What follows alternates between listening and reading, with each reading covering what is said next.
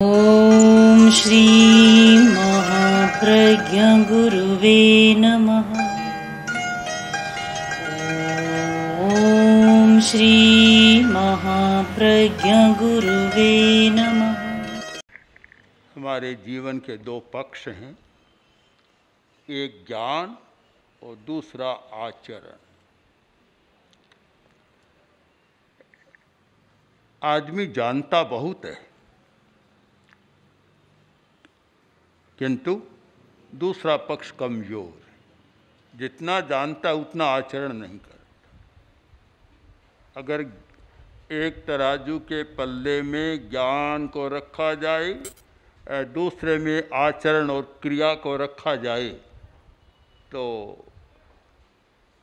शायद यह ज्ञान का पल्ला तो इतना भारी है और आचरण का आकाश में उड़ने लग जाए।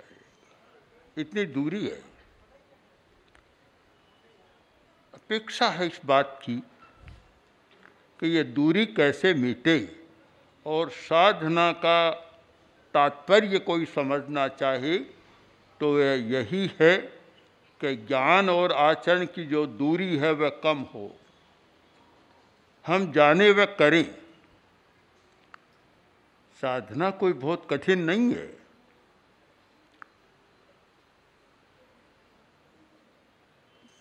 कन्फ्यूशियस से पूछा एक शिष्य ने, बड़े संत हुए हैं, बड़े साधक अध्यात्म पुरुष हुए हैं, उनसे पूछा कि साधना क्या है। उत्तर दिया, बहुत सीधा उत्तर, कि कान से सुनो, केवल कान से सुनो, बस ये साधना। इतनी साधना कितनी छोटी बात है कि केवल कान से सुनो। साधना का सूत्र इतना छोटा है, किंतु केवल कान से सुनो बड़ा कठिन है।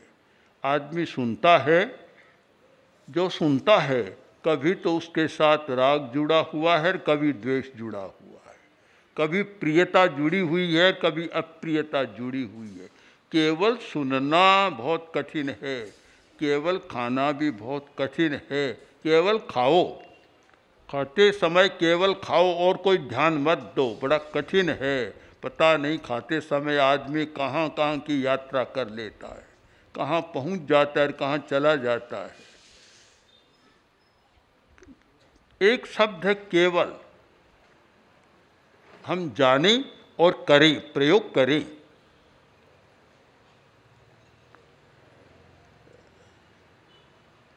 आचार्य तुलसी प्रयोग में बहुत विश्वास करते थे और मैं भी प्रयोग में बहुत विश्वास करता हूँ। हमने प्रयोग किए हैं, केवल कहा नहीं। यह ज्ञान और आचार की दूरी को मिटाने के प्रयोग भी किए हैं। जब हमने बताया कि अपने संतों को भी बताया, साथियों को भी बताया, और प्रेक्षा ध्यान शिविर में भी चला कि खाते समय कोई विचार मत करो और खाने का एक रस है उसका अनुभव करो। एक है वस्तु का रस, एक खाने का रस। प्रयोग किए हमने। सामान्यतः भोजन की विधि यह है कि आदमी खाता है तो रोटी और साग दोनों के साथ खाता है। हमने प्रयोग किए कि रोटी अलग और व्यंजन अलग, साग अलग। रोटी अलग खाओ, व्यंजन अलग खाओ। तो जब ये प्रयोग कराए तो लोगों ने कहा कि 4 खाते थे, अब तो 2 में ही तृप्त हो जाए, क्योंकि पूरा चबाना होता है, तृप्ति मिल जाती है। 4 खाते हैं तो गपागप खा जाते हैं। जब साग होता है तो फिर इतना जल्दी खा जाते हैं कि कौर नीचे उतर जाता है। एक छोटे से प्रयोग में एक बड़ा परिवर्तन लग गया। कितना परिवर्तन होता है, स्वयं मैंने बहुत दिनों तक अनुभव किया कि कितना चबाया जाता है।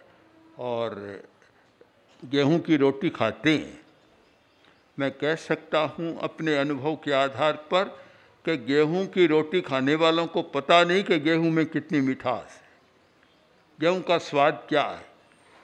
आप गेहूं की रोटी खाते हैं तो गेहूं नहीं खाते, या तो चीनी डालकर खाते हैं या नमक डालकर खाते हैं।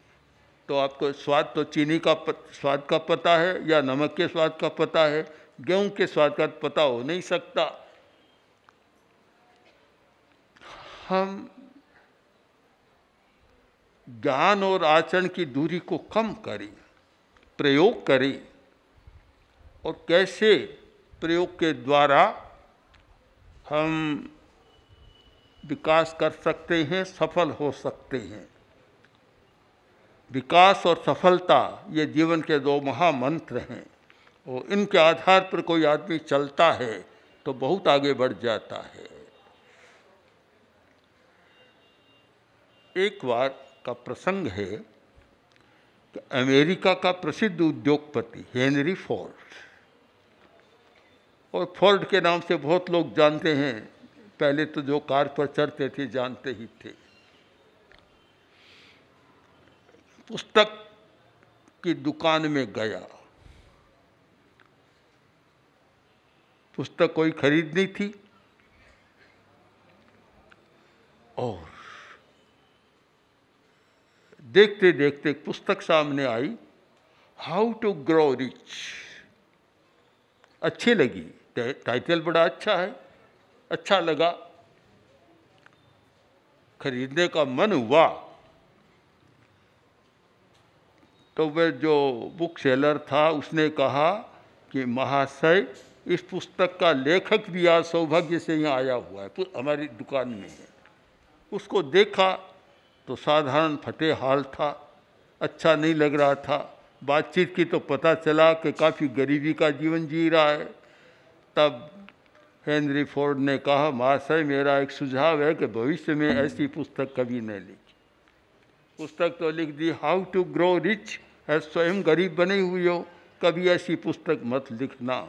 बड़ी मर्म की बात है कि हम जाने और उस आचरण में नहीं आए, क्रिया में वैसा न हो, वह दूरी बनी रहे तो फिर अच्छा नहीं होता। धर्म को बहुत लोग जानते हैं, जानते बहुत हैं, तत्व चर्चा में बहुत आगे आ जाते हैं, वाद विवाद में भी आ जाते हैं, धर्म की चर्चा करते हैं, पर जहाँ धर्म के आचरण का प्रश्न है वहाँ समस्या बनी रहती है, आचरण का पक्ष कमजोर रहता है। हम आचरण करें। जानते हैं कि धर्म का एक सूत्र है संयम, त्याग, संयम। संयम करें, संयम का अभ्यास करें। शरीर का संयम करें, काय संयम, वाणी का संयम करें और मन का संयम करें। जो व्यक्ति इन तीनों का संयम साध लेता है, वास्तव में वही समझ सकता है कि धर्म जीवन के लिए कितना उपयोगी है। अन्यथा एक श्रद्धावश तो धर्म को मानता है, किंतु धर्म की वर्तमान जीवन में कितनी उपयोगिता है इस बात को वह नहीं समझ सकता, कह भी नहीं सकता कि धर्म हमारे लिए बहुत उपयोगी है। किसी से पूछो कि तुम धर्म क्यों करते हो, तो उसका उत्तर लगभग यही मिलता है कि अगला जन्म सुधर जाएगा, परलोक सुधर जाएगा, बस धर्म की बात समाप्त हो जाती है। उन्हें चिंता नहीं कि वर्तमान जीवन कैसा है। आचार्य तुलसी ने जब अणुव्रत आंदोलन का प्रवर्तन किया तो उसका एक मुख्य आधार रहा कि जीवन में नैतिकता का विकास करो। एक बार परलोक की चिंता छोड़ दो, अगले जन्म की चिंता छोड़ो, क्या होगा, वर्तमान जीवन की चिंता करो कि वर्तमान में मैं कैसा बनूं, वर्तमान में मुझे क्या लाभ होगा, इसकी चिंता करो। अगर तुम वर्तमान जीवन को अच्छा बनाते हो तो परलोक सुधारने की अलग से चिंता करने की जरूरत नहीं, वह तो अपने आप सुधर जाएगा। और वर्तमान जीवन तुम्हारा अच्छा नहीं है तो परलोक सुधारने की चिंता करो तो भी कुछ नहीं होगा। हम वर्तमान का मूल्य समझें।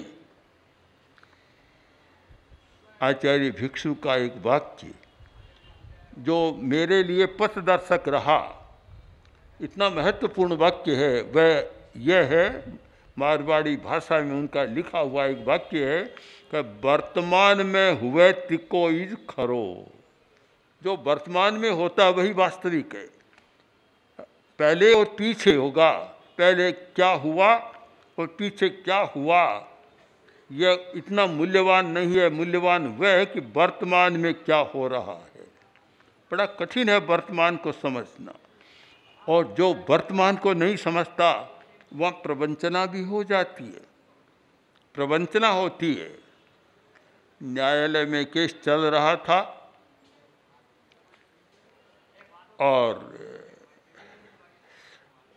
किसी ने टक्कर मार दी वाहन की और उसका हाथ थोड़ा जख्मी हो गया। उसका केस चल रहा था। अब जब न्यायाधीश ने पूछा कि बोलो अब तुम्हारे हाथ की क्या स्थिति है, अच्छा है कि नहीं? अच्छा नहीं है। अच्छा नहीं है अभी। तो न्यायाधीश ने कहा कि पहले तुम कितना हाथ ऊंचा कर सकते थे? हाथ एकदम ऊंचा कर दिया। तुम तो कहते हो कि हाथ अभी ठीक नहीं है। बोले साहब मैं करूं क्या? डॉक्टर तो कहता है कि हाथ ऊंचा कर सकते हो, वकील कहता है कि ऊंचा नहीं कर सकते। करूं क्या मैं? बड़ी समस्या है। जब आदमी ज्ञान और क्रिया में जहाँ दूरी हो जाती है वहाँ समस्याएं पैदा होती है। हम दूरी को कैसे मिटा सकें? हमारे सारे जीवन का एक प्रयत्न होना चाहिए कि ये दूरी कैसे मिटे। बहुत आवश्यक है। आज विद्यार्थी जो विद्यालय में पढ़ता है, वहाँ दो हम विद्यालय के भागों में बांट दें कि एक विद्यार्थी आर्ट फैकल्टी में पढ़ता है, वहाँ तो पढ़ना है, बस जानना है। किंतु साइंस फैकल्टी में पढ़ता है, वहाँ केवल जानना नहीं होता, वहाँ प्रैक्टिकल करना होता है। कोई साइंस फैकल्टी में डॉक्टर बनना चाहता है, कोई पुस्तक पढ़ ले, जीवन भर डॉक्टर नहीं बनेगा, जीवन भर अच्छा साइंटिस्ट नहीं बनेगा। उसे तो प्रयोग करना होता है। मैं मानता हूँ कि यह एक ऐसी शाखा है लौकिक जीवन में कि जहाँ ज्ञान और क्रिया दोनों साथ चलते हैं। जानो और करो। केवल जान लिया कि घुटने का प्रत्यारोपण किया जा सकता है, आज साध्वी प्रमुखा का हो रहा है, क्या घुटने का प्रत्यारोपण किया जा सकता है या किडनी का ट्रांसप्लांटेशन किया जा सकता है, और भी कुछ किया जा सकता है। जानता है, जानता तो है, पर कभी प्रैक्टिकल नहीं किया। तो कितनी ही हजार पुस्तक पढ़ ले, वह कभी भी ऑपरेशन करने में सफल नहीं होगा। सफल वह होता है जिसने अभ्यास कर लिया, उसकी प्रैक्टिस कर ली, वास्तव में प्रायोगिक कर लिया। तो एक बड़ा महत्वपूर्ण हमारे सामने रहस्य है कि हम प्रायोगिक करें। पता नहीं क्यों कि धर्म को कोरा सिद्धांत मान लिया, तत्व मान लिया, कोरा चर्चा का विषय मान लिया, बस जान लो, चर्चा का विषय मान लिया। अभ्यास करो तो फिर धर्म का फल मिलेगा। भाई बैठे हैं, बहनें बैठी है, सामायिक किए हुए बैठे हैं, ये प्रैक्टिकल है। यह एक धर्म का प्रायोगिक रूप है, सामायिक। कि वह 50-48 मिनट तक एक इस साधना में बैठता है कि मैं समता में रहूं, समता की साधना करूं। धर्म का प्रायोगिक रूप है ये। लोग सामायिक का मूल्य कम जानते हैं। अगर सामायिक का मूल्य जान लें तो शायद यह शारीरिक स्वास्थ्य, मानसिक स्वास्थ्य सबके लिए बड़ा अच्छा प्रयोग है। एक जो व्यक्ति 50 मिनट 48 मिनट तक एक समभाव में रह सकता है, समता की स्थिति में रह सकता है, तो उसके सारी क्रियाएं, आंतरिक क्रियाएं बदल जाती है, मन बदल जाता है।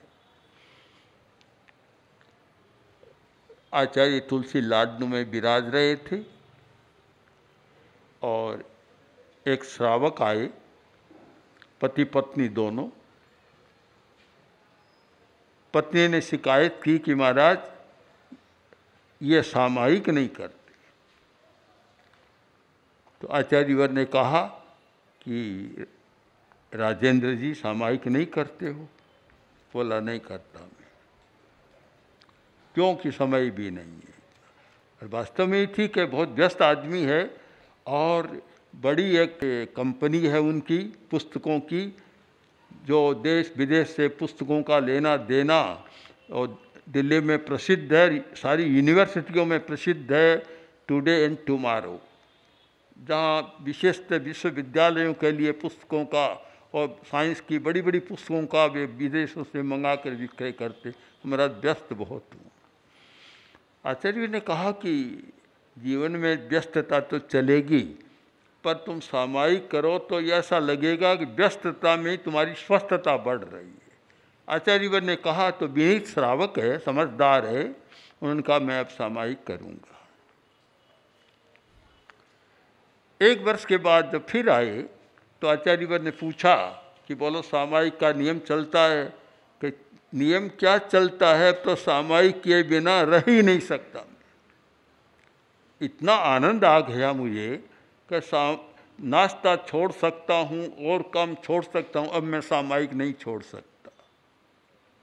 यह समता की साधना अगर विधिवत जान लें तो शायद बहुत बड़ा प्रयोग है। और इस विषय में एक पुस्तक भी है, क्या नाम है उसका, सामायिक के बारे में पूरी पुस्तक है। अगर उसको पढ़ लें और फिर विधिवत करें, बहुत अच्छा हो सकता है।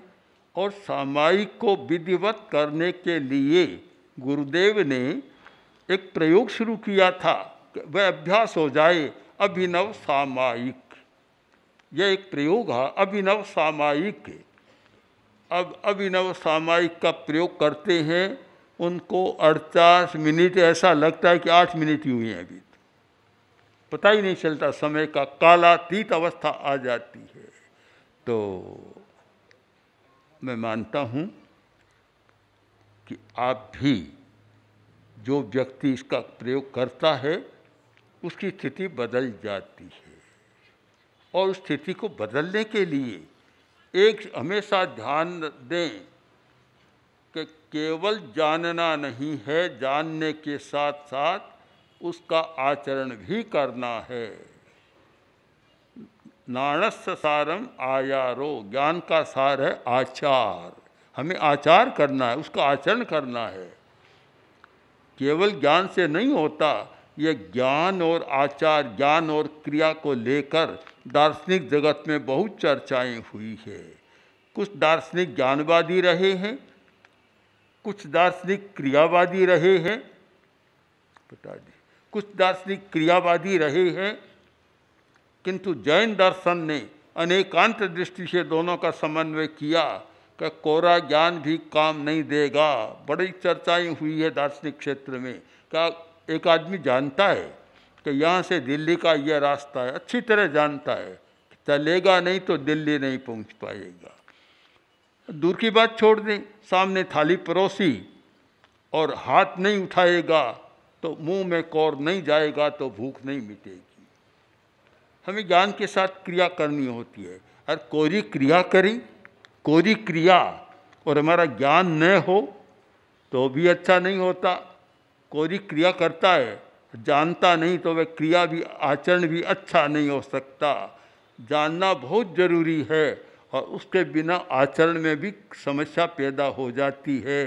जिसका क्रिया पक्ष कमज़ोर है वह भी अच्छा नहीं, ज्ञान पक्ष है वह भी कमज़ोर, वह भी अच्छा नहीं। अच्छा वह है कि हम ज्ञान और आचार का, ज्ञान और क्रिया का समन्वय कर सकें, जाने और फिर आचरण करें, जाने और आचरण करें, तभी वह अच्छा हो सकता है।